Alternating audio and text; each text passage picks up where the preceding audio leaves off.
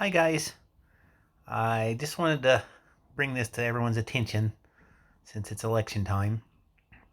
And depending on what you consider important or not, maybe this will influence on how you vote. I'd like to start off by saying that it's no secret that Trump took $1 billion from Saudi Arabia to pay for our armed service. So, do you think it's okay that our best, the people that are willing to sacrifice a portion of their lives, or sometimes even the ultimate sacrifice, are hoard out and sold and put their lives in sacrifice and duty in the name of money? Do we really think that's okay? Yes, it's been going on in a sense, in the fact of uh, in our capitalism and imperialism expansion over the globe. Uh, I mean, we actually are no better than England when we fought a war to get away from their imperialism. We're doing the same to other peoples all over the place. But I was very shocked at the lack of outrage over the fact that our soldiers are now paid mercenaries. That's definitely not what our military was ever designed to be. And then what I really wanted to get into was the Patriot Act. I don't know if everyone understands what that is. I did put out a video earlier on this, but it got reenacted again. Some of the provisions of the Patriot Act had expired. Not a lot, and it didn't even really take a lot of its teeth out. But some of it had been expired, and they reenacted it by tacking it on to funding the government. So either the government went into shutdown, or the USA uh, Act, Patriot Act, whatever. It's called the Act of. I can't remember. It'll be further on in the article, the exact terminology. But they changed it, and the Patriot Act came around at 9/11 to fight terrorists, but then now it's called the USA Act or whatever it's called. So does that mean that it's here to fight us? So I'm going to read this. It's a story by Vox, an article, I mean, and this was in June 2015. Let's see, everyone's heard of the Patriot Act. Here's what it actually does. The Patriot Act has become a symbol of the massive expansion of government surveillance after 9/11. So if you're concerned about excessive government surveillance, or if you're ever talked about someone who is, you probably heard or used the Patriot Act as shorthand of the problem.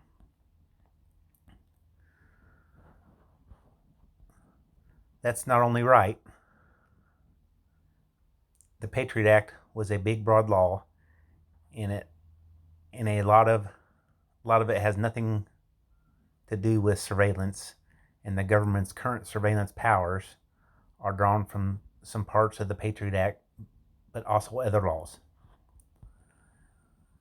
The current fight in Congress over surveillance programs has led to a lot of confusion about whether the Patriot Act has expired. It hasn't. Most of the Patriot Act is permanent, but three or many individual provisions within the law expired or sunsetted at the end of May 2015. The most significant of these is Section 215, which the government used to justify National Security Agency's controversial phone records program. But other controversial programs remain in effect. And ultimately, the expiration of 3 Patriot Act provisions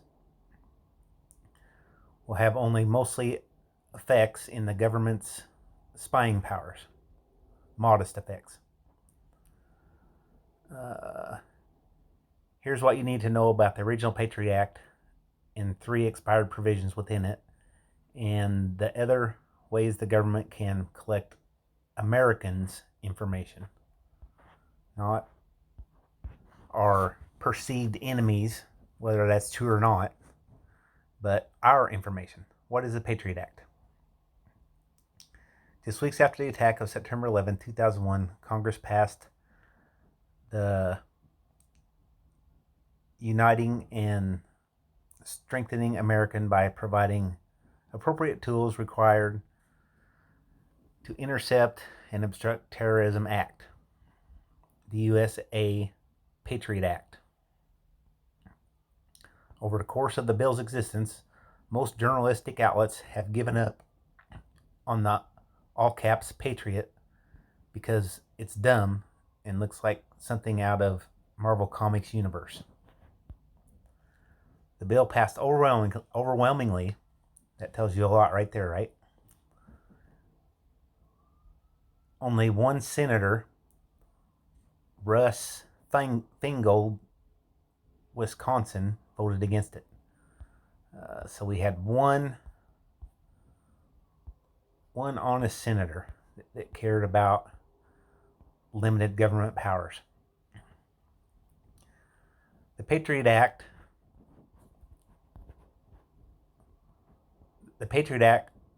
covered a lot of ground. Some of the provisions have since been struck down by the courts. The Supreme Court has ruled that it is illegal to indefinitely detain immigrants who aren't charged with crimes. For example, others have become part of the mission of the Department of Homeland Security, which didn't exist when the law was passed. Others have stuck around and aren't the subject of a lot of controversy. The law created a slew of new federal crimes related to terrorism, created federal funds to assist victims of terrorism, and gave federal government a range of new powers to track and seize money being used by organizations connected to terrorism. Let's look back here. Detain immigrants who aren't charged with crimes. This is how the government operates. They create fear, and they create problems that aren't there. And then they get people to believe in those problems, and then you are dependent on them to solve those problems for you or to protect you because you're afraid. You know, let me get off the article. But what Patriot Act tends to mean is, to most Americans, and the reason the parts of that bill need to be renewed by Congress have faced increasing opposition over the past several years, is several provisions that made it much easier for the government to collect millions of Americans' communications records. And a lot of people will say, "Oh, they can listen on me. I don't say anything that's bad. I have nothing to hide." But that's not true. What happens when what you say is misinterpreted? What happens when the wrong person gets in power and they take everything that you said as treason and you're shipped off to a camp somewhere? That's the kind of things that happen. I mean, that's why we need a small government. We need to control the government, not the government control us. And this is 100% the government controlling us. They're operating in secret. They're keeping tabs on us. They're compiling information and profiles, and who knows what they're going to do with that. Why are some parts of the Patriot Act expiring? Back when the Patriot Act was first being debated, Senator Ron Wyden, Democrat, Oregon, was worried about some of the powers that the Patriot Act was given in the federal government. He voted for the bill, but not before adding a 5-year countdown clock to 3 of the sketchiest looking provisions. After 5 years, the Congress hadn't passed a new law renewing the programs. They would sunset, which just means time runs out, end of the day. Time to start a new day, right? That's what that says when they say a law has been sunsetted. Wyden hoped those provisions would be more thoroughly debated at a later, less panicked time. In 2006, there was a little more thoughtful debate. Including a filibuster led by Feingold that caused senators to tweak the surveillance provisions slightly. By 2011, when Ron Wyden was on the Senate floor warning that there was a secret Patriot Act, that the federal government secretly believed the law allowed it to conduct way more surveillance of Americans than people assumed. Despite Wyden's warnings, Congress passed a 4-year extension, which reset the countdown clock for May 31st, 2015. When in the actual parts of the Patriot Act, what did the actual having brain farts, what did the expired parts of the Patriot Act actually do?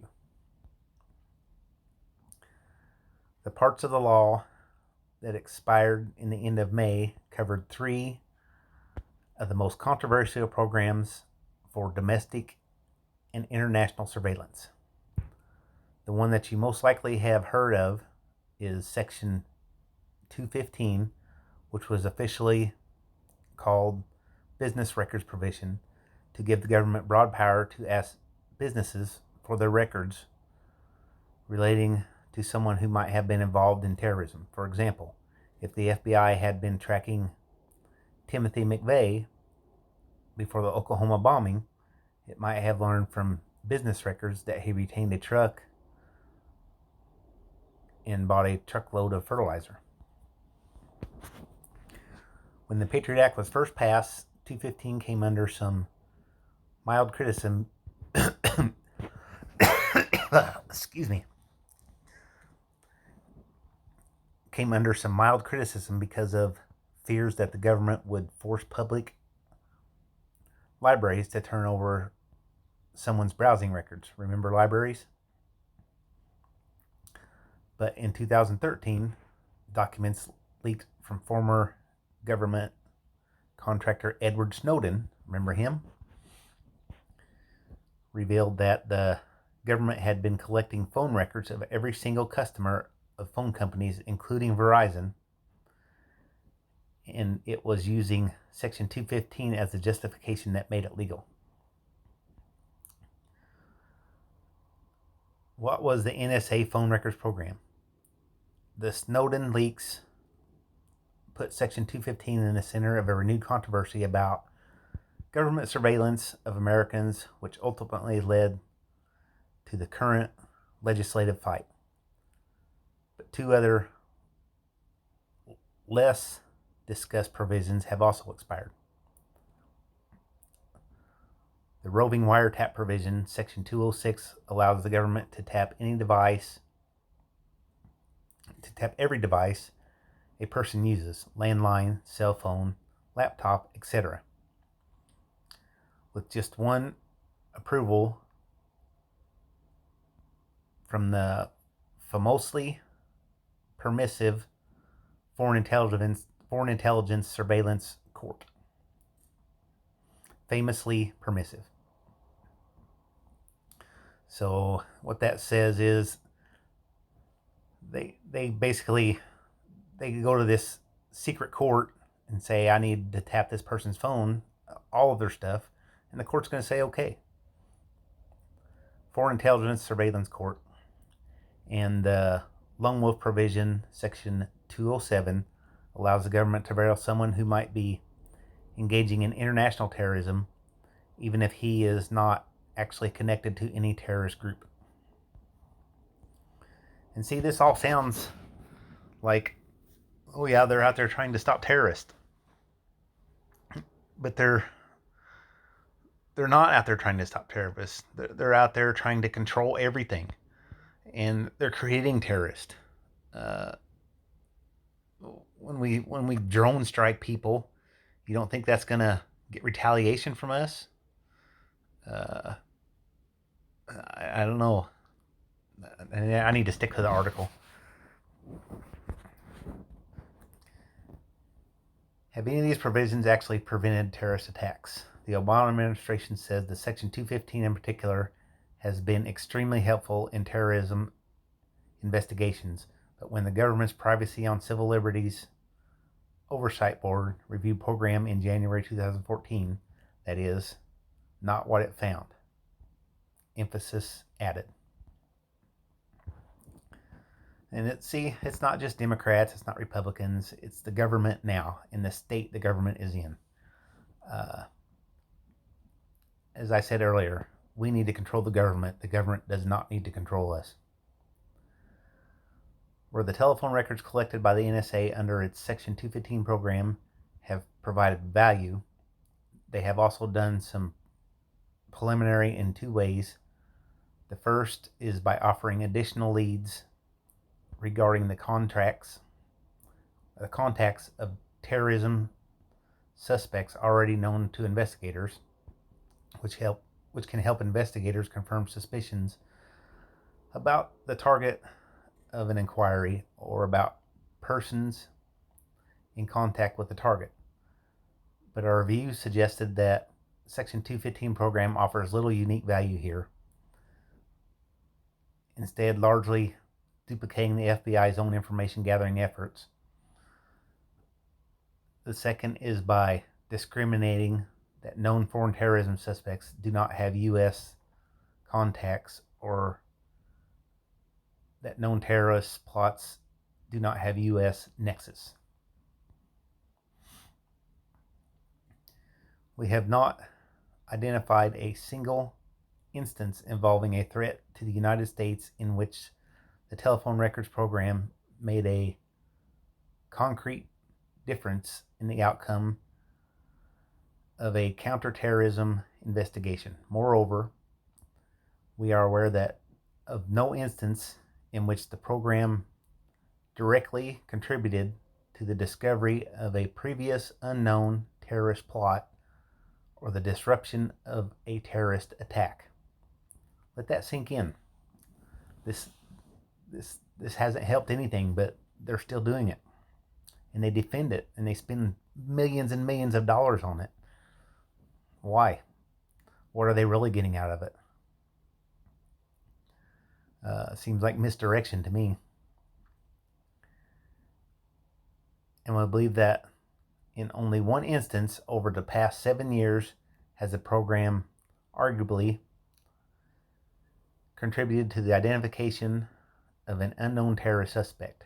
In this case, moreover, the suspect was not involved in planning a terrorist attack, and there is reason to believe that the FBI may have discovered him without the contribution of the NSA's programs. There's less information about the other two provisions. Sections 207, for example, the Lone Wolf program, has apparently never even been used. Are these the only controversial parts of the Patriot Act? Hardly.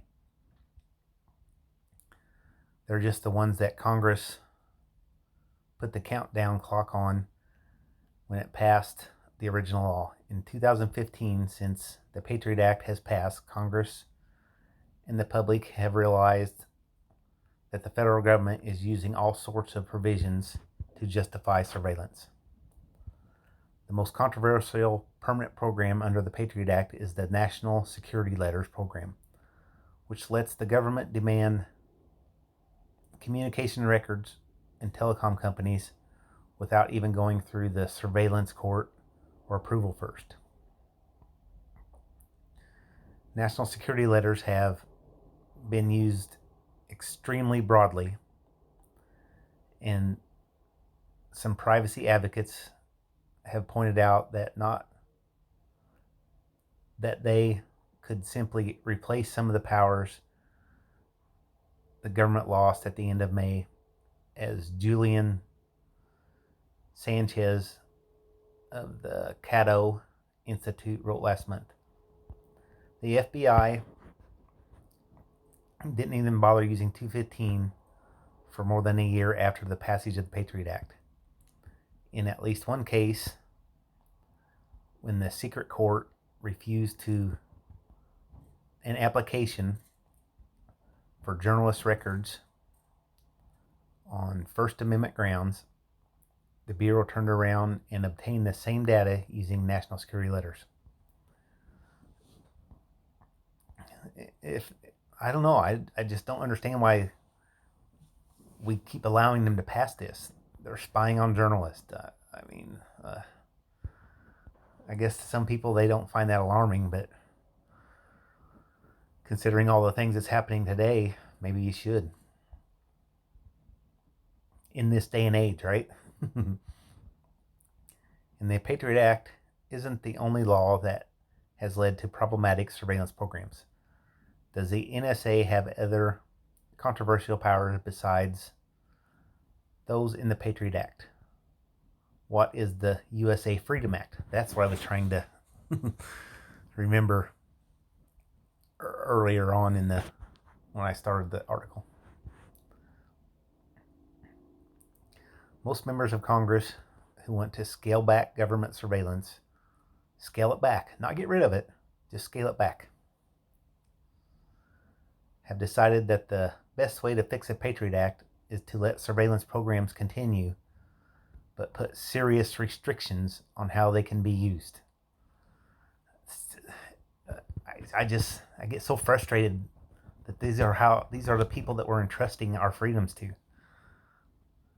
It's okay to surveil as long as it's done in a way that we say it's okay to do it. It's the same thing. It's the same power of corruption and abuse that our cycle that's going to keep happening.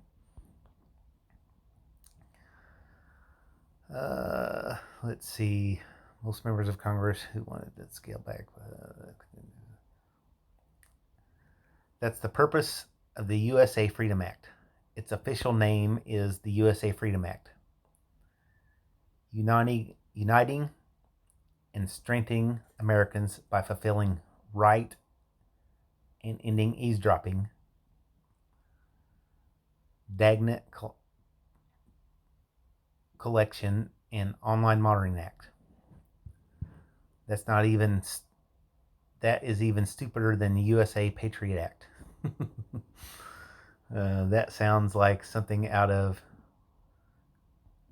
Team America World Police. The USA Freedom Act would force the government to ask the Foreign Intelligence Surveillance Court to approve before being able to access phone records, and would only give access for specific searches, not just passive bulk collection of everyone's data. Furthermore, the Freedom Act tackles national security letters.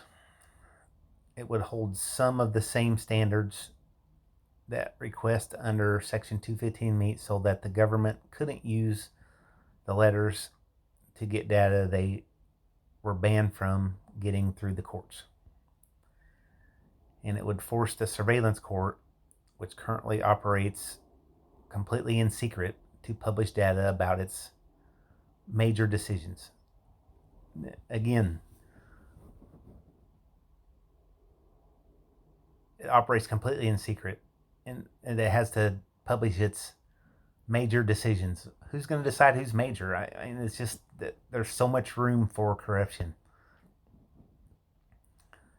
Other privacy advocates, including Senator Rand Paul, Republican, Kentucky, oppose the USA Freedom Act because it would allow some surveillance under Section 215. They'd prefer to see a collection of phone records end entirely, and think that simply not renewing the Patriot Act provisions and not replacing them with a new bill is the best way to do that.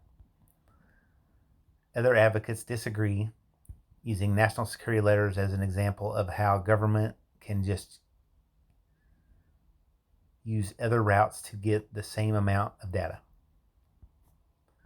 And that's the end of that.